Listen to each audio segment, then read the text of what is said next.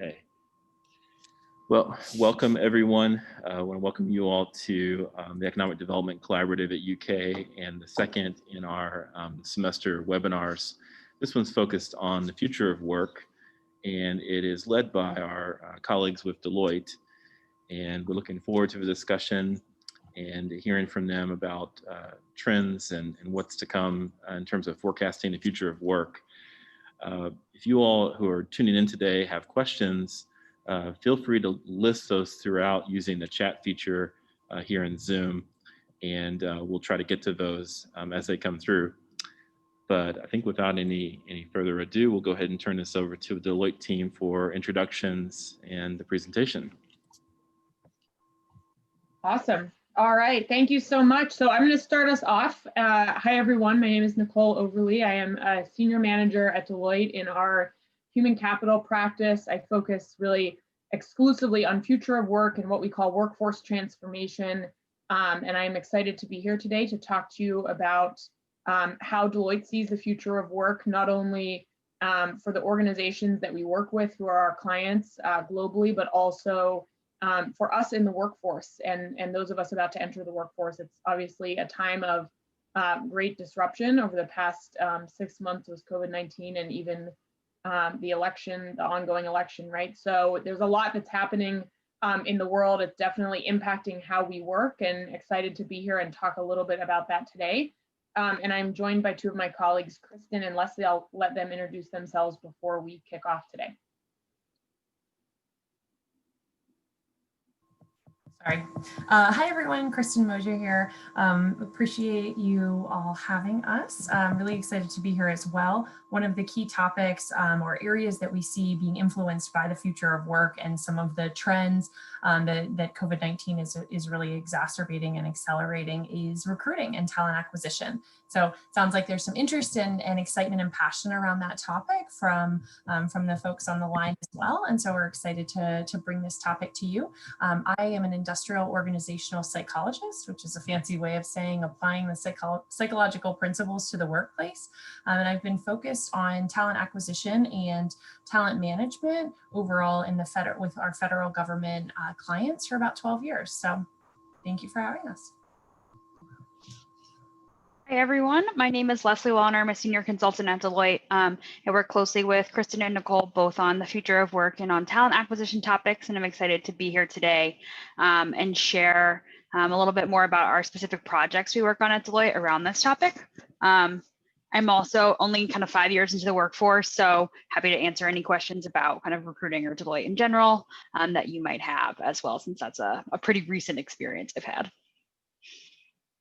Awesome, thanks team. All right, so sorry, Virginia, if we could flip back, I'll just quickly talk through our agenda. I did that a little out of order, and then we'll go ahead and get started with our topic today. So first, we're going to talk a little bit about the future of work, what it means for us, like I said, as individuals, for the organizations that we work with or are looking to work with, and really what it means just for us globally, right? So some of the trends that are impacting the world, agnostic of what industries we work in, and agnostic of what countries we live in. And so we're going to talk about that first. We'll talk a little bit about how we've seen some of these trends transition and accelerate due to COVID-19. Then Kristen's going to talk to us about the future of recruiting and talent acquisition at different organizations and how some of these trends are impacting what the landscape looks like there. We then are going to have a little bit of time for an interactive activity, and we'll see what this looks like when we get there in terms of how many people we have on the line. But we'd like you to engage with us to take a look at some case studies from projects that we actually have been on the ground delivering in relation to future of work and recruiting and talent acquisition. And so we'll have a little bit of time to interact with all of you then, and as well as opportunities throughout to pose questions in the chat box. Feel free to do that. We'll try to make this as interactive as we can, and pause if there are any questions that we see come along. So feel free to ask us questions. You can also save them for the end. We'll have some time for Q&A, but definitely want to make sure that we make this interactive and we get your point of view incorporated throughout. All right. So with that, let's go ahead and start with the future of work.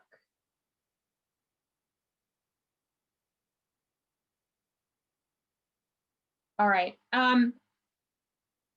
What do we mean when we talk about the future of work and COVID-19? So you may or may not know Deloitte is really a global leader in thinking about what the future of work even means. Obviously, it's a buzzword that gets thrown around a lot. And we've done a lot for a while, in fact, in thinking about what this really means for us, trying to break it down into something that's a little bit more tactical and digestible in understanding these broad macro trends, right? And so I'm going to talk first about how we have been framing the future of work prior to COVID-19. And then we're going to talk about what's happened in the past 6 months. So we have framed the future of work as really a three-dimensional and very integrated concept, right? And those three dimensions are the work, the workforce, and the workplace. And what's interesting about this as any of these change, they have impacts on the others. And so it's interesting, right? And I'm going to talk about each, but as you see this, and as I say that, probably the first thing you're thinking is, well, our workplaces or our places of study are obviously very different, right? And that's actually changing the way that we do our work, the way that we work with each other, and the way that we work with our supervisors or our peers. And it's changing the types of skills that we need too, right? And so we can see these ripple effects that come from changes in each of these three dimensions. And we say that it's very interconnected, but it's also a very simple way of thinking about how things are changing, right? So it's a framework around change. And we see the future of work as an opportunity. Sometimes it's posed as a challenge, or it's posed as something kind of scary around robots could take jobs, right? We see it as an opportunity. It's an opportunity to think critically and proactively about disruption, whether that's technology driven or otherwise, and how it's changing the work that we do, the skills that we need to do that work, and where we work, right? So where we do our jobs. And when we're thinking about this change, we think about the work as really a set of outcomes and value that we're trying to drive with the tasks and activities that we do. And so as technology changes, it's changing the tasks and activities that we do, but really for an organization, it's allowing them to think about unlocking or achieving new outcomes entirely and new value that they haven't been able to before, right? And that's the way in which we see the exponential change and the exponential growth in the global economy is coming from the opportunity to unlock entirely new things we didn't think we could do before. So in turn, though, that changes the workforce, and we define the workforce by thinking about the skills that are needed, the talent options that are needed, and the jobs and teams as the building blocks used to perform the work. So at the very fundamental level, right, we know that skills are changing. Those of you who are in school now are learning new skills that you wouldn't have if you had been in your college environment 10 years ago, right? Skills are changing. Some fundamental human skills are just as important, if not more important than ever before, but the technical skills we need are changing, and they're changing faster and faster. And even when we think about talent options, right, full-time employment is not your only option when you think about what your work will look like. So we have options for gig work, like think about Uber and Lyft as probably the most common examples, but also opportunities to do graphic design on Upwork, right? Or other types of crowdsourcing opportunities. And so the spectrum of options when it comes to the workforce and how we engage in it is changing. And the workplace is changing. And we, for a long time, we have defined the workplace component of the future of work as the environment in which we work. It's not the physical place alone. It's the environment and the culture and the experience that come together to drive consistency in productivity, right? How much we can actually do, and the experience itself, right? How can you have a consistent environment even though you may have people working in different places? And so what we try to say when we talk about the workplace is it's really how do we employ the tools and structure the work and support our people in the right way to have that consistency that we need. It's obviously been driven to totally new levels that we've never seen before with COVID and the challenges of virtual work, but we're really trying to think about that, and we have for a long time, as a much more complex question than just the place in which you do your work. So with that, those are the three dimensions of the future of work. We think about these as very interconnected elements and ways of thinking about how change is being driven in the work itself, who does it, and where we do it. All right, so if we can go to the next slide. Before COVID-19, we talked about the fact that we were really in a watershed moment, even then, because of 7 disruptors. And these are at the intersection of technology and people. And what's so different about this than any moment before in history is that, we talk about the fact now, and you may have heard, we're in the midst of the 4th industrial revolution. And it's not the 1st industrial revolution, right? So it's not like change hasn't happened before. But what's so different is that the change is not just being driven by technology allowing us to do new things. It's also pressure coming from those of us working in the global economy and what we are looking to see from employers and what employers are having to provide from us. And so it's interesting. So technology is everywhere. That almost goes as a no-brainer, right? We have more phones than we ever had. We can do more with phones, laptops, everything else than technology and just doing our jobs and our daily lives. Companies are thinking, and organizations writ large are thinking about how to use AI and robotics and automation in ways that they haven't before. We have more data than we know what to do with, right? But on the right side here, you see these people-driven factors too. So we want more flexibility in how and where we work. Contingent work, which is basically the non-full-time employment. The number of us in contingent working types of jobs or gigs is increasing steadily, continues to and will. Diversity and generational change, we're seeing in entirely new ways. So you may not know that you are about to enter the workforce. If you're a student at Kentucky, you're about to enter a workforce that has 4 generations in it, and that's actually more than ever before, right? Very fundamentally, we have more diversity in our workforce at all levels, right, than we have ever had before. And it's interesting because that's driving not only the need for inclusion and equality than we've ever seen before, but also different expectations of those in the workforce, right? So depending on where you are, even in your life stage, you're looking for different things from your employer, and that is putting pressure on employers, and it's also posing new challenges for how the workforce works in the global economy. We're also talking about the change in the nature of a career, and by that we mean it's getting more and more difficult to answer the question of what you want to do when you grow up than it was when your parents or our parents' parents were kids, right? We know we're changing careers much more rapidly. We know that our skills are being reinvented and are evolving faster and faster. And all of this really led us to this watershed moment, right, as COVID happened. And we can go to the next slide, where change was already happening and then all of a sudden it accelerated even faster, right? So I like this quote because it really says, changes that we predicted that would happen, right? So it's not necessarily that these changes are coming out of thin air, it's that they're accelerating. And we thought that they were going to happen over decades. We've been talking about these things over years, and now a lot of it accelerated and happened immediately or in the span of weeks, right? So thinking about remote work, thinking about employees' expectations of support from their employers, what it looks like to go through a crisis as part of a global organization where you're working remotely, right? So it's just, it's an interesting point in time for us to be living through over the past 6 months because the future of work all of a sudden became now. So if we can go to the next slide. What we're really trying to say with this is the future of work, in many ways at least, the future of work is here today and we're all grappling with it, right?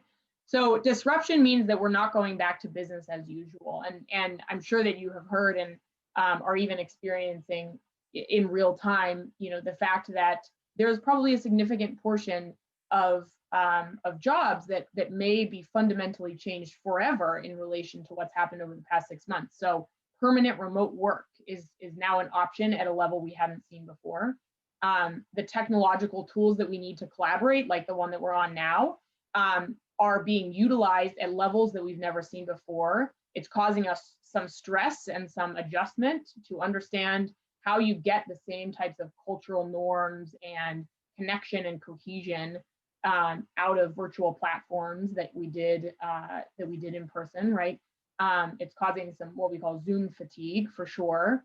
And we're trying to build the tools and implement the tools that we need, and while making sure that we set everyone up for the experience that we want them to have, while giving them the productivity that they need and that we need within organizations.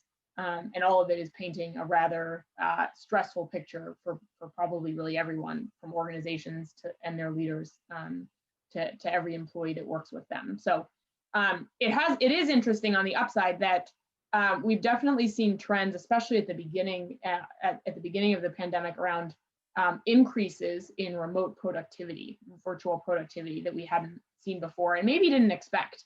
The fact that we did have the technological tools that we needed to really make the move to virtual as seamless as possible certainly helped with that. And I think in some ways, when you think about the fact that in some ways, lessened commute times, it offered opportunities for people to have a little more control maybe over their day-to-day work-life balance, right? Productivity increased, but burnout increased as well. And I think we're seeing longer-term lagging impacts of that that could continue to heighten, especially going into the winter and into an ongoing remote sort of posture going forward. So it's going to be interesting to see how that evolves over time, over the next 6 months to a year. In the immediate time frame, what I will say is I try to advise our clients to think very strategically about the work that needs to get done. And as they think about how to bring people back to work in safe ways, to empower teams in ways that we didn't used to do, to decide what work style works best for them, and to think about who should work where, and how teams can take individual preferences into account and organizational imperatives sort of together to make the right decision for them, to really make that workplace what we want it to be, which is a blended environment, a hybrid environment, a truly flexible environment, and one that actually really enables the experience and the culture that we want. I'll pause for a second. I did see a question come in. Are there specific sectors within the economy that would you identify as experiencing the most direct impact from COVID and are evolving the fastest? I don't know if I have ready sort of scientific evidence of this, but I will say, anecdotally, my perspectives from working within different states and regions. And I would say, in a lot of ways, and I think this is even reflected in the news, I think the hospitality industry, travel and hospitality have obviously had some major impacts in many regards.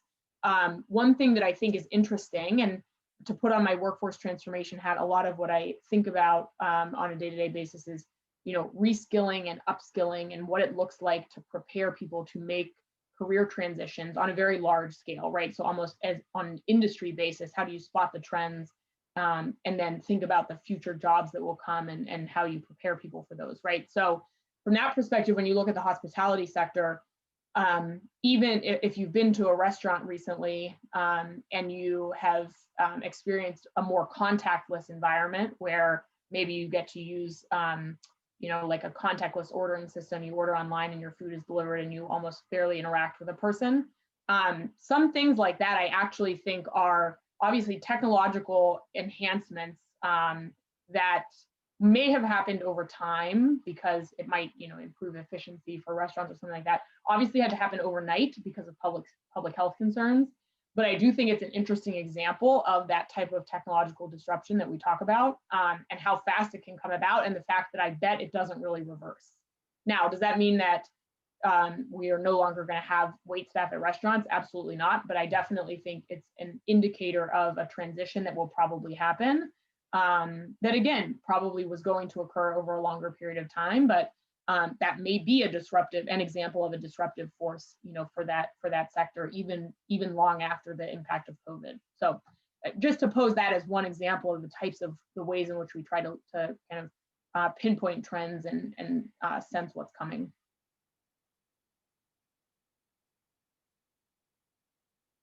Yeah, okay. All right, so before we move on to our next topic, I will mention a few trends that we talk about now. So in light of all of the transition and disruption that's happening, what do we see the future of work? What do we see that the future of work means now? So a couple trends, and we'll share some extra reading if you're interested in diving deeper into any of these. I know this is a very light touch that I'm going to do on them, but what do we mean when we talk about, for example, belonging, right? So in a virtual environment, and even in the geopolitical environment in which we are with a stressful a pandemic-focused society in which people need kind of support like we've never had before, and we need to think differently about how we connect with people.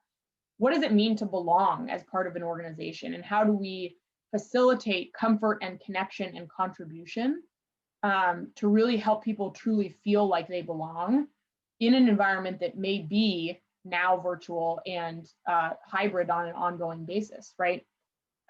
What does it mean to allow people to create the type of context and connection that they need? And I moved on to knowledge management here. When we're getting so much data and so much input so quickly that we don't even know how to really process it in the right way, right?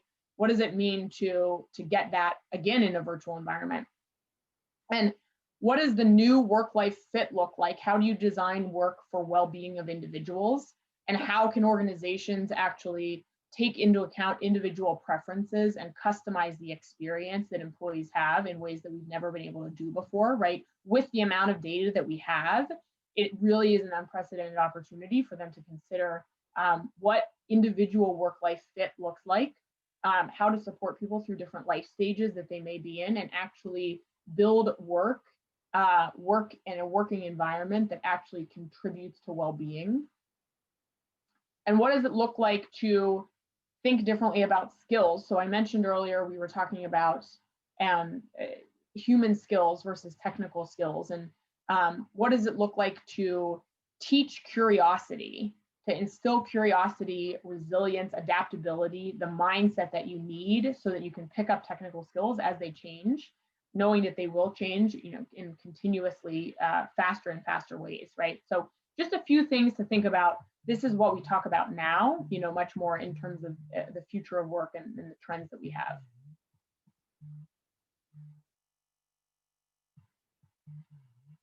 All right, if we can go to the next slide. We'll just do a quick 1-minute poll. I'd love to get your thoughts, hearing, my very quick overview there. What does the future of work mean to you? And as we transition to the next section here, I'd love to see your thoughts, and hopefully this will give us a good grounding and an opportunity to continue a personalized conversation with you all on what this means to you.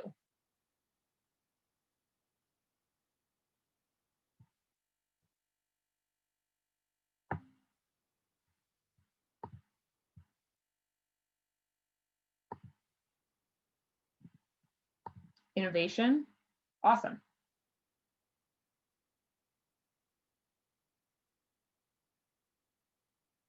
Don't be shy. There's no wrong answer. That I will say that there's no wrong answer. Accessibility, technology. Yep. Continuous reskilling and upskilling. Definitely. Awesome. All right. Well, thank you for your thoughts. We'll continue to talk about these themes and trends. I'm going to pass it to Kristen to talk a little bit more about the future of talent acquisition and recruiting. Awesome. Thank you so much. All right, so a familiar slide, I think that you'll see here that you saw a few minutes ago from Nicole. She introduced this framework, the 3 pillars of work, workforce, and workplace. And I'm going to take a few minutes just to kind of zoom us in on the workforce part of this triangle here. And so I think, Nicole did a great job of, providing an overview of what we mean by the workforce. And so, just to summarize the way I think about it and the way we're thinking about talent acquisition is how organizations are finding, attracting, and assessing the talent to meet the skills and be able to meet their organization's mission and get the work done. And then how to bring that talent on board and what that experience is like. And you all, many of you, I'm sure, are either in the job seeking, seat right now or coming into it soon or will be there soon. And, that can be, a challenging place to be and not always the most engaging experience. And, more transparency, more information, and a more personalized experience certainly goes a long way, to create the excitement and, the positive engagement when somebody transitions from being a candidate into a new hire. And as I mentioned in my introduction, the majority of my time is spent with federal government clients. And so getting them to the point too, where they're thinking about alternate talent models and thinking about the gig economy and, utilizing flexible work arrangements and telework in the world that we're living in right now has been bigger shifts in some industries like the intelligence community than others. And so those are big questions for them, to wrestle with. And that's, a lot of what we're doing is helping them think through what the implications of these transitions are for their workforce and for their potential future workforce. Obviously, COVID-19, the pandemic that we're all experiencing in different ways, has played a really big part in accelerating what the future of work looked like and continues to look like for recruiting and talent acquisition. So if we can go ahead and transition to the next slide, that is, one of the major trends and the first one that you'll see on this slide around trends that are really impacting the landscape of talent acquisition right now. So anybody who is looking for a job or can think about and put themselves in those shoes of a job seeker or a candidate, quickly can realize that virtual is the name of the game. I mean, with so many other things, but a virtual career fair existed before, but was never the main kind of way or preferred option or avenue for engagement. And so, thinking about virtualizing not only the office space, obviously we've got nice Zoom backgrounds, but you can, probably imagine that we're all sitting in, some part of our house hidden away from children or, distractions or whatever it may be. So not just has the workplace been virtualized, but all recruiting and, career fairs, serving of ads, has always been something that's possible, but, posting, on a billboard is a different experience. And, who's going to walk by that? Are people outside? There's a lot of questions to really consider. And as you think about, even visiting an office and getting a feel of the culture and, just the impression that you're left with when you are recruited into an organization and not being able to experience it in that same way is a significant change for the recruitment landscape. So the second trend here is the significant automation of jobs. And so Nicole certainly hit on this topic as well. But the way we think about this in recruitment is kind of twofold. One, there are new skill sets that are certainly desired and needed to be able to take on some of the more complex automation and the technical space that is evolving so quickly. The second is that in recruiting, the automation can be applied to the recruitment life cycle as well. So where technology can be, utilized to gain efficiencies and improve and speed up the process, that's a really critical, game changer, both from the candidate perspective as well as from the organization who's doing the recruiting. The third one here is an increase in the use of assessments to screen candidates. So many of you may, this may be kind of the way you've experienced it for a long time, the world you all have grown up in. But for many job seekers, using an assessment, using a virtual interviewing platform is a really new experience. Or being given a battery of different assessments to assess, things, such as your personality, your style, your coding capability. This is a really different direction for many job seekers and for many organizations. And you need folks like myself, IO psychologists, to validate and ensure that those skills that you're assessing for in those assessments or screening capabilities are valid and required for the job to ensure that you are not discriminating or creating any bias in your assessments and in your recruitment processes. We actually saw the federal government put out an executive order just a few months ago to really encourage and require many federal agencies to move away from, their dominance and inclination to rely on formal degrees and think more about the capabilities and assess candidates in a different way. So we're seeing this in a lot of different industries, and this, it will continue to be a growing trend.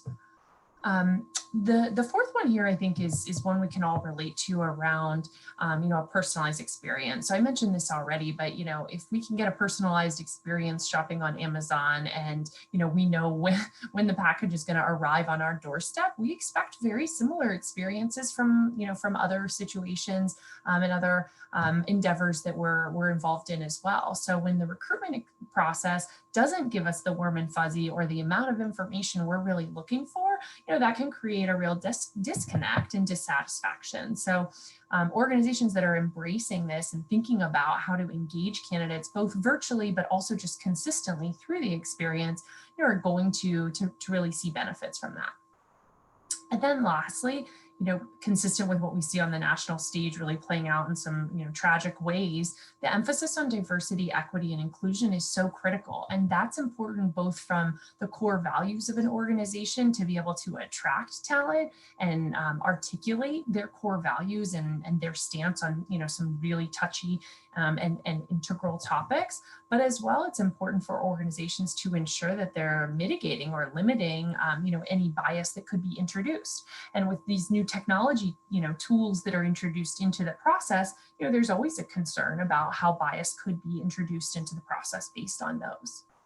So wanted to set the stage with a couple of those trends to give you an idea of what we're seeing. And then, the bottom of the slide here, what you see is a continuum. So, one way we think about this is, we're not moving from X to Y, but there are gradual steps that we will see and milestones along the way. And some organizations may be farther along than others in terms of embracing, these newer ways in the future of recruiting. So what we've placed here is kind of traditional recruiting. One of the terms we typically use is like a post and pray. And, what that means is that organizations would post a job and, kind of pray or hope that, fingers crossed, that the right applicants find it and apply. And then they'd screen them and they'd bring them on board. But we all can kind of see, the challenge in that logic, the flaw in that logic. And if there's not enough marketing and advertising and tailoring and sourcing to find the right candidates, they may never see that advertisement. There's plenty of things to distract people on their mobile phones rather than, getting to a job employment website. So what we see is just a movement away from those and an investment from an organizational perspective in, coming up with creative ways to engage job seekers like yourselves, to serve you an ad on your favorite website, the same way we get targeted with lots of different advertisements. Job advertisements are really no different. And we see organizations using those same tactics to be able to find talent and get qualified candidates, thinking about what a career could look like at their organization. We also see organizations using a lot of these technology advancements and tools to be able to gain efficiencies and screen.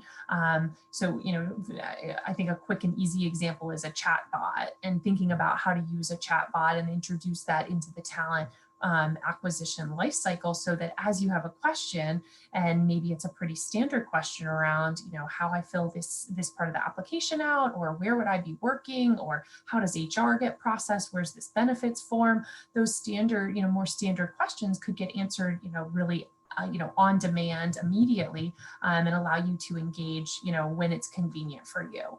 So those are a couple examples. I know there was a couple questions that came in as well, so I want to hit, deep dive a little bit into some of those topics. Pre-screening and of applicants and how we see that evolving. I think I've probably mentioned a couple of these items, but just to emphasize as well that in addition to using AI and machine learning to really push the envelope in terms of searching and screening candidates and matching their qualifications and skills with the needs of jobs. We also see that those tools are often paired with tools like video interviewing software or audio screening software for certain occupations that can really allow for efficiencies to be gained and to target the right talent within the talent pool and within the applicant pool who may be most qualified or a best fit for a certain job. Some organizations we also see using AI and cognitive technologies to identify where the hot markets are for needed skills and automatically serving up ads in those geographic locations.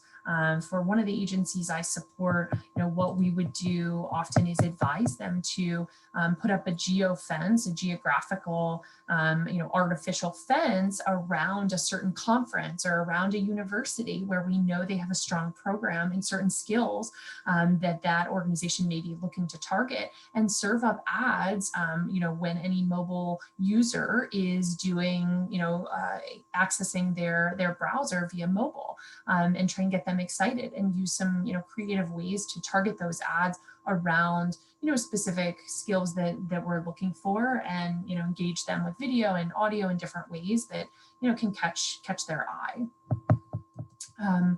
Social media does, of course, start to creep into the conversation as well. And so, we know there's a lot of information out there on candidates as well.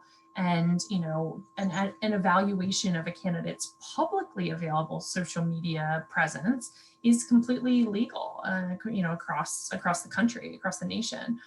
So, as a user, you give up those privacy rights when you agree, to the user agreement that none of us read in detail. But when that media is posted, it's important for organizations to screen consistently, though, with every candidate, so that it does not, create the appearance or, the challenge that certain candidates were targeted or looked at differently or held to a different standard, because that can, I think for obvious reasons, create a challenge, and not a path that organizations would want to go down. The last thing I think I'll hit on is just the resume and the role of the resume moving forward.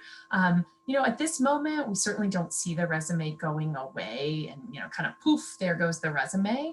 There is still a strong reliance on the resume, and even sites like LinkedIn, that is, really a dominator in professional networking and job seeking, still is asking, folks to upload their resume to that. And there, I think in a lot of applicant tracking systems, a resume is just sort of a standard field or a standard entry point that we see that is relied upon to assess those skills. Now, I think there's a movement to emphasize or include different content on the resume. So, as we talked about, assessments and credentials and certifications, being more important than just, standard degrees, or supplementing or even giving equivalencies to those things. I could see there being an evolution of the resume. And I think in many cases we see a lot of that supplementary materials from assessing candidates, coding competitions, as one example, can be really critical and can give kind of more flavor to the application process as well. I'm just going to pause real quick. I see something in the chat, might be a question. Do you see micro internships and digital portfolios as component pieces in what employers are seeking in entry-level talent? I would say I certainly do. And I think it just depends on where, what industry you're pursuing, but absolutely. I mean, I think there are certain industry and professions that, that wouldn't dare, screen candidates without having a digital portfolio. So I think it depends on what the job, path that you're pursuing, but micro internships, absolutely. I mean, I think in an economy that's embracing, gig work more frequently and more often, the impact that a shorter term, less than part-time or even shorter term in terms of overall duration, but impactful experience is really critical. And I think, employers will in some cases prefer to see that than 3 years consistently at one place without quite as much impact to be able to point to, or skills, gained or gleaned from that experience. So it's a great question. And I think the answer is absolutely yes. Any other questions on, any of the content that I just covered, or generally as it relates to talent acquisition and where we see it heading?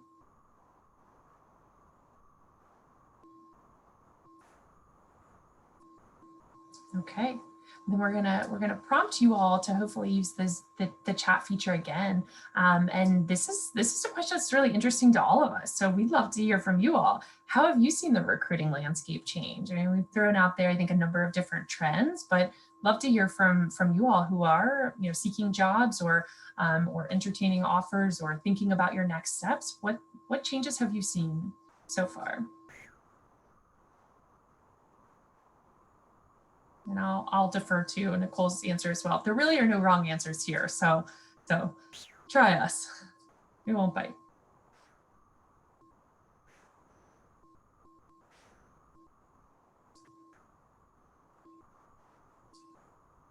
Or even if it's not a personal experience, if you're aware of other shifts, you know, happy to entertain those, you know, anecdotes as well.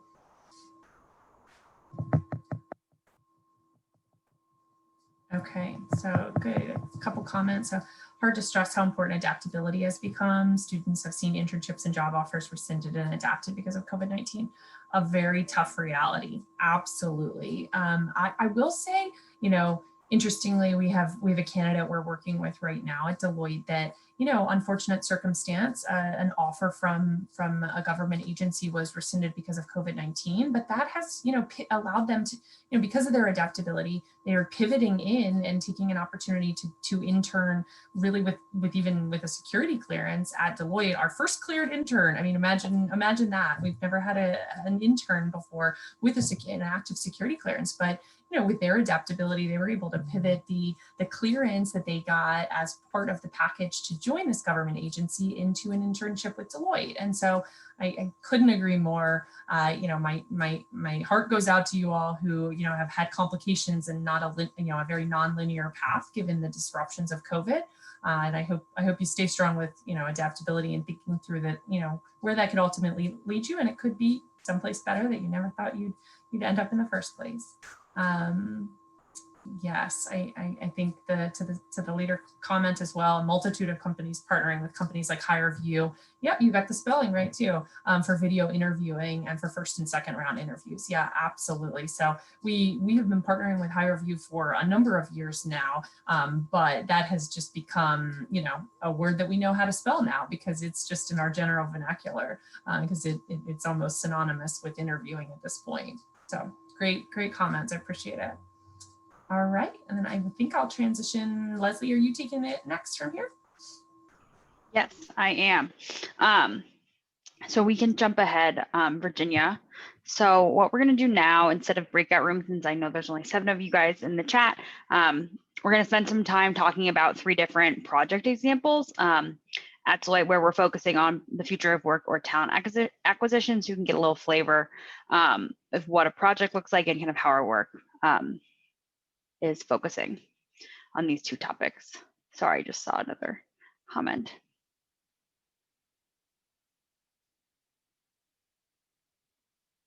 Yes, I totally agree with that point. We talk about that as location liberation, right, Nicole? Yep. So definitely interesting. On my team, actually, at Deloitte, we've had one of our colleagues working from his parents' house in San Francisco since March. And there's been literally no disruption other than for him, he has to wake up early and work on East Coast time. But I mean, the team has been incredibly cohesive regardless of where he was working. And so I think like that's a great change. Great. So I know we're running a little bit short on time and I want to be cognizant of the questions that you folks might have. So we'll go quickly through these 3 examples and we can do a little debrief kind of Q&A afterwards. Great. So this first example here is a civil government agency that basically approached Deloitte wanting to understand it's how to make the remote work or telework that they've experienced during COVID-19 a part of their culture moving forward.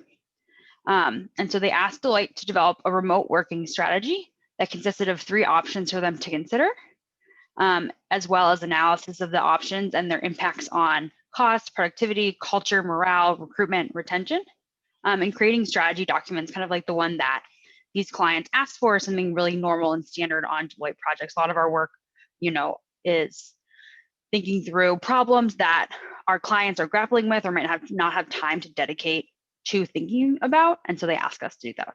and partner with them in that way. And so this client really wanted to dive deep into remote work.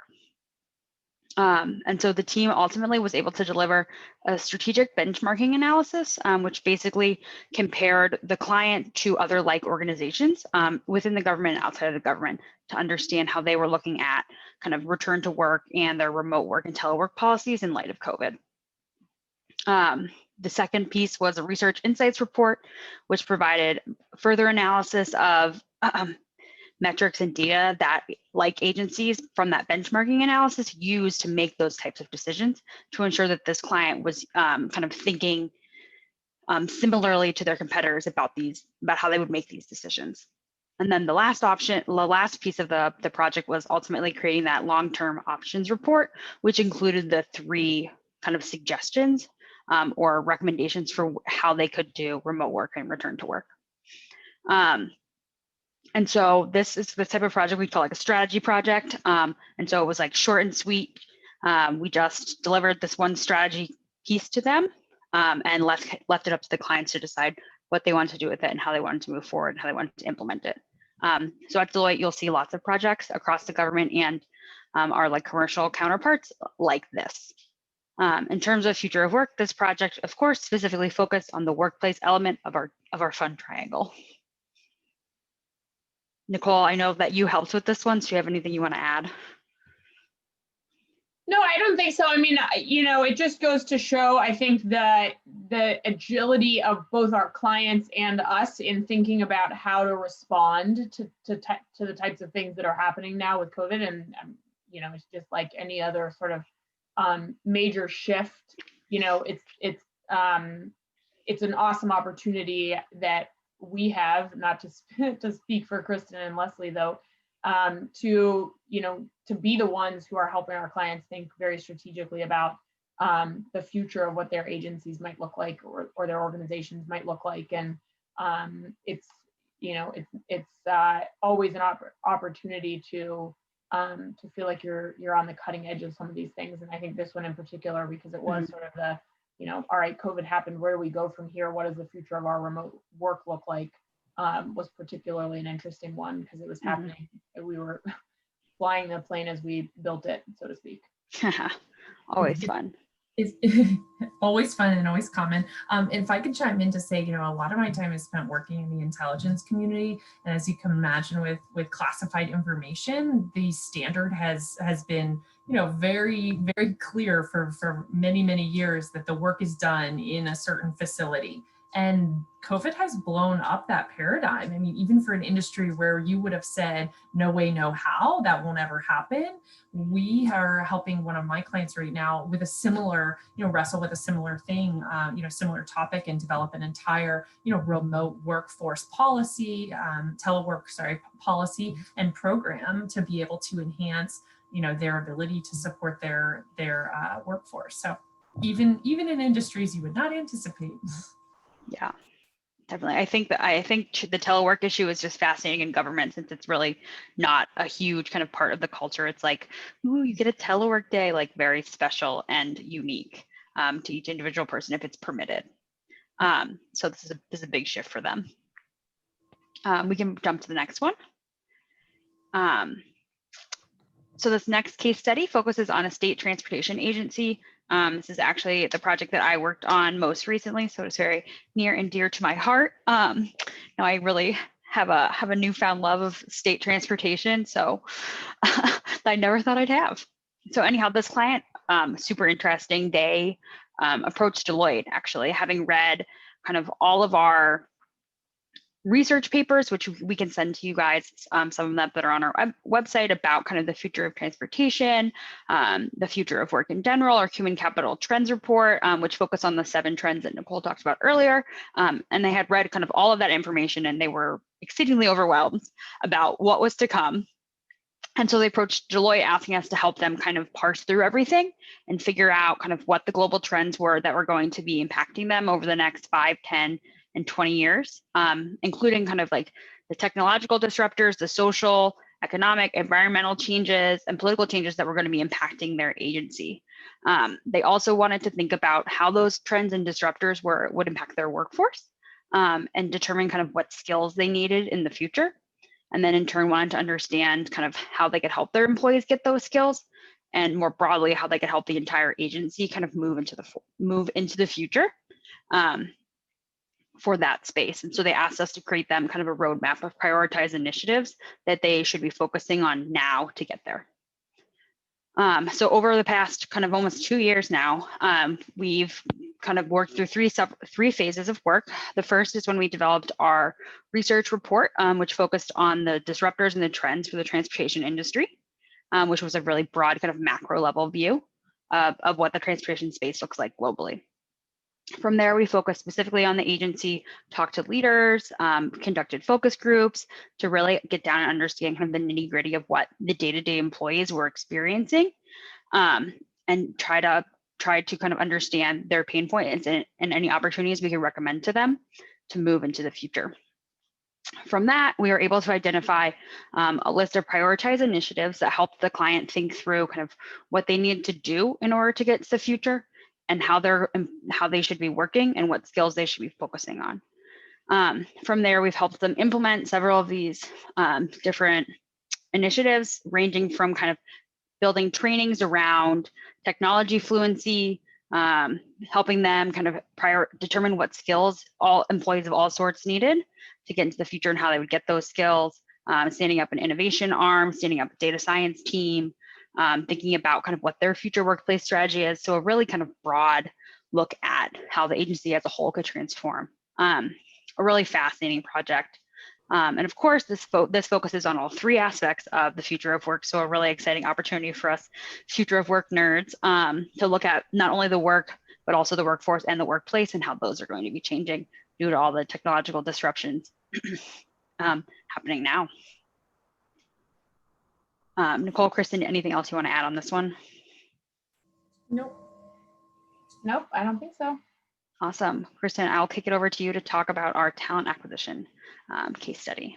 Sure, and I'm going to do this one quickly because I know we only have a couple minutes and I want to make sure there's time for questions. But strategic workforce planning is not something that the government does exceedingly well generally, I will admit. But throw in the impact of COVID-19, and it created an opportunity for a federal health agency and our Deloitte team to partner to think about how they could plan for scenarios and manage hiring better in the current environment, to be able to inform their succession planning and understand that when you mix multiple different types of employees, what their cost savings could potentially be.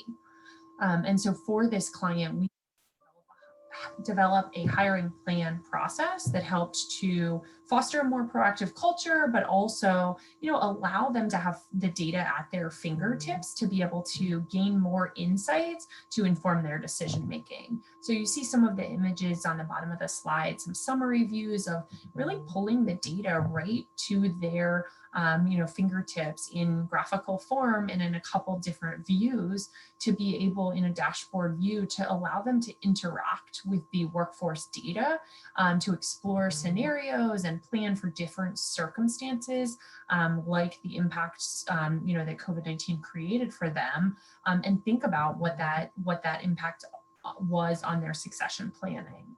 So I will leave it at that and see if you all have any questions on that one before we transition to just kind of broader question and answer time.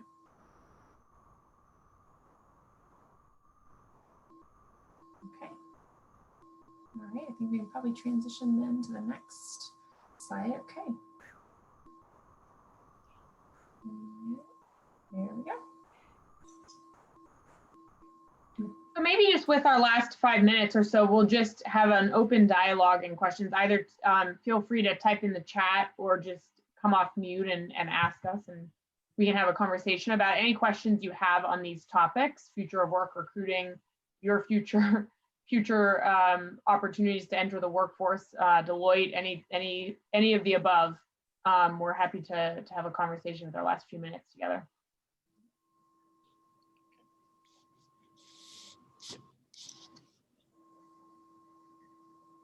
Oh, can you hear me? Yeah. Yeah. This is George. I'm sitting across from Ray. I just have a question on like company culture. And so you're recruiting new employees, and chances are likely that they're going to be a remote worker. How do you blend them in with the culture of the company? And you know, do you see like with existing employees that more or less got forced into remote work, if culture was a problem with them, which I suspect probably isn't as big an issue as it would be with a new employee? Yeah, I guess I'll take a stab at that first. Honestly, I think that it's a lot easier at Deloitte than it is at other, it really is dependent on the organization, what that process has looked like. And I think that it's been a little bit easier at Deloitte than it has maybe for other companies or for the federal government. And the reason why I think that is because generally we are, even before the pandemic, I think we were more location liberated than a lot of other work environments, right? So, and I say that because, you know, we're used to going and bouncing back and forth between a client site and home and our Deloitte offices and being, you know, traveling, quite frankly, and working from all of those environments all the time anyway. And so, you know, although we definitely have strong office culture in certain offices, it's very different. It's a far cry from the type of more traditional office environment where everyone kind of goes to one office. You know, you're used to seeing people in their certain cubes. Like, I've been in consulting 8 years. It's been the only career that I have had. I came into the firm as an analyst, and I right out of grad school, and I have never had, and this shocks my family, like I've never had a desk. I've never had, my clients call me a turtle because I have my house on my back and I can work from anywhere all the time. And that's been the case from the very beginning, right? And it's certainly something to get used to, but I think for us, we were sort of already there. So there's definitely a transition in getting used to that environment if you're jumping into it for the first time virtual. But I think our culture was already acclimated to that enough that it was probably less of a transition. And therefore, I think we've been able to maybe retain our culture a little bit better in a virtual environment and help new people who are coming into it adapt to it as well.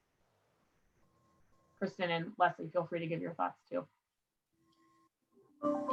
Yeah, I agree with that. I mean, I think other things just become more important, you know, and so, you know, ensuring that, you know, my own project team, we've really evolved our kind of calendar of events, our communication. There's so many things I think now that we've really had to evolve. And so, you know, it certainly has got to be a different experience. I met one of my new employees the other day with a mask on, you know, that joined my team in March. We never met in person until now. And that's atypical for the industry I work in.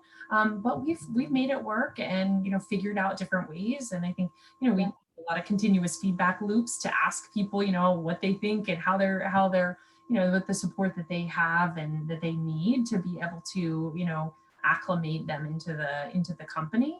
But it's certainly been a different experience, and I think we'll continue to get better at it. But it probably, I would agree with Nicole, like not as tough, I think, for where we are, because we had so many of the mechanisms in place already to embrace. Yeah. Leslie, the next question may be good for you. Yes, yeah, I saw that one. I think the main, like my experience getting hired was a little different, since I didn't come from like a target university where they're recruiting a lot of Deloitte people. So I never had like that on-campus recruiting experience. So for me, that was very different.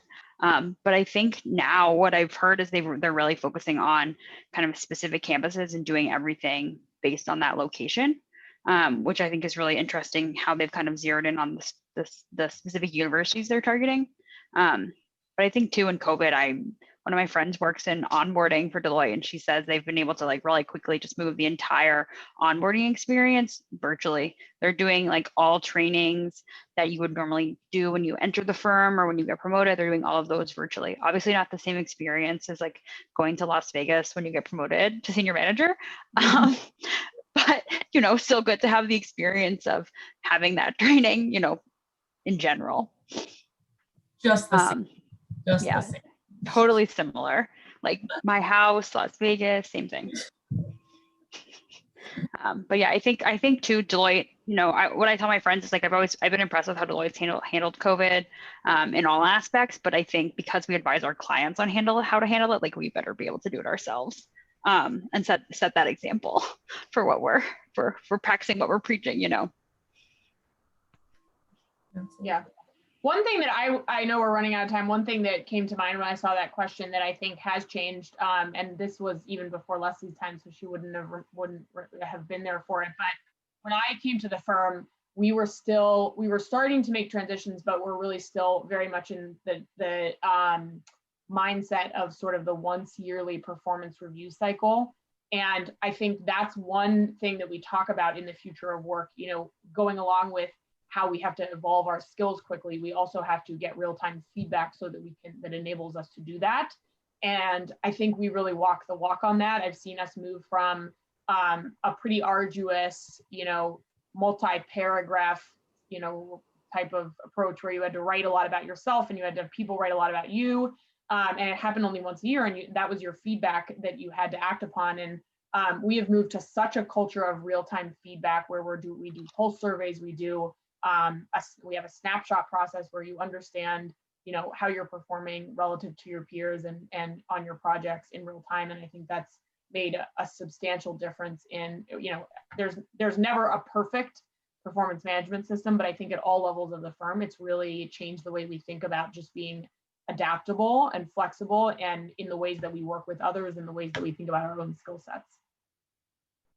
I'll just piggyback on that to say one other thing that I think has shifted in the 6 years I've been at Deloitte, which I really think relates to the performance management, but not that I ever think it was printed on, in black and white, but there was more of a culture around doing a lot of different things and getting exposure to a ton of, different activities earlier on in my tenure with Deloitte. And the movement really has been blatant and purposeful around, make an impact, get involved in a couple things, not as many.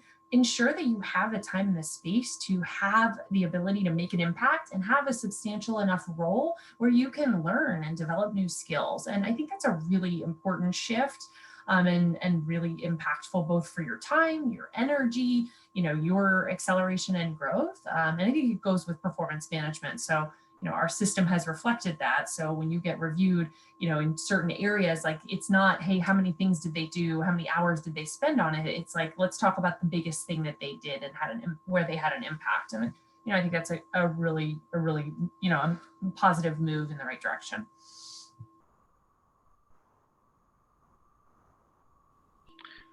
Well, this is less question, more comment. The information you all have shared today has been fantastic.